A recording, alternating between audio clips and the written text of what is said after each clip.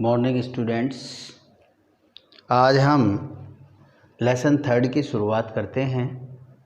इससे पहले मैंने आपको एक रिक्वेस्ट की थी कि आप YouTube पे जाके हमारा स्वयं का channel bio classes ACL by Pradeep Sharma को सब्सक्राइब करें, लाइक करें और बेल आइकन को प्रेस करें ताकि आपके पास हमारे नए वीडियो पहुंच जाए।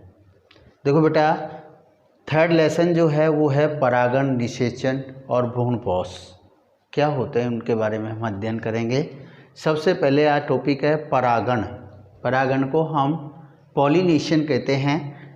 जब नर पुष्प के पराग कणों का मादा पुष्प की वर्ती कागर पर पहुंचना ही परागण कहलाता है। देखो बेटा, नर युग्मक कौन कहलाता है बेटा? परागकण। और परागकण आप समझते हैं नर युग्मकोद्भिद के रूप में पराग नलिका और 2 नर युग्मक युक्त जो परागकण होता है उससे पहले की जो स्टेज है वो परागण कहलाती है। क्या बताया? नर पुष्प के पराग कणों का मादा पुष्प की वर्ती कागर पर पहुंचना ही परागण कहलाता है। अब है कि परागण की आवश्यकता क्यों है? तो आप जानते हैं पादपों में 2 क्रियाएं होती हैं, एक परागण और दूसरी निषेचन। यदि परागण क्रिया नहीं होगी तो परागकण अंकुरित नहीं होगा और नर युग्मकोद्भिद का विकास नहीं होगा। तो आगे कौन सी क्रिया रुक जाएगी बेटा? निषेचन। इसलिए परागण क्रिया अत्यंत आवश्यक है। अब है कि परागण के यदि हम टाइप्स देखें तो पादपों में परागण के 2 प्रकार हैं। पादपों में परागण के 2 प्रकार हैं। एक तो है बेटा स्वपरागण और दूसरा है परपरागण। एक स्वपरागण और दूसरा परपरागण।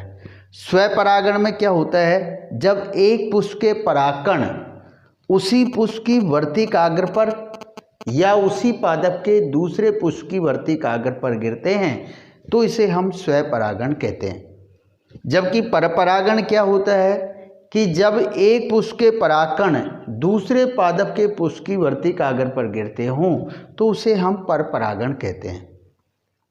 देखिए बेटा, अब देखिए स्वपरागण के भी 2 प्रकार हैं।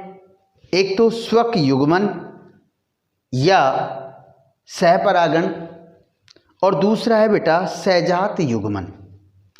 स्वक युग्मन या सहपरागण का क्या मतलब होता है? जब एक पुष्प के परागकण उसी पुष्प की वर्ती कागर पर गिरते हों तो उसे हम स्वक युग्मन या सहपरागण कहते हैं, जैसे सूरजमुखी।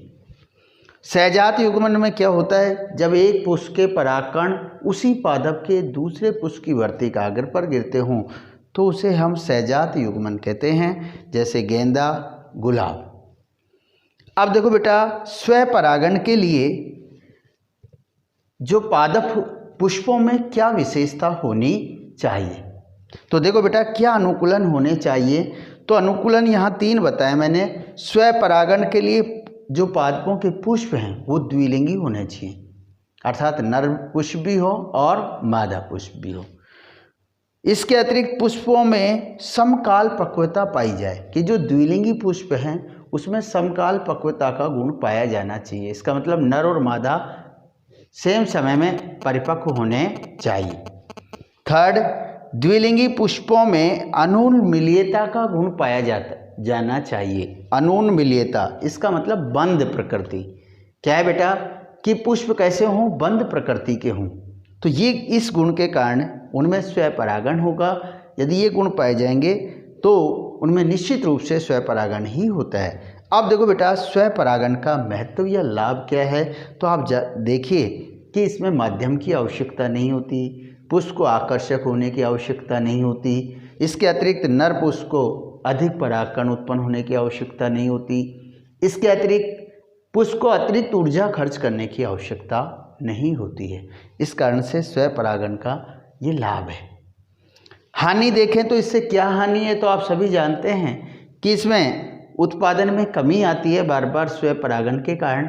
इसके अतिरिक्त नए लक्षणों का विकास नहीं होता है, विविधताएं उत्पन्न नहीं होती हैं और जिसके कारण हमें अच्छा उत्पादन प्राप्त नहीं होगा। Thanks, have a nice day.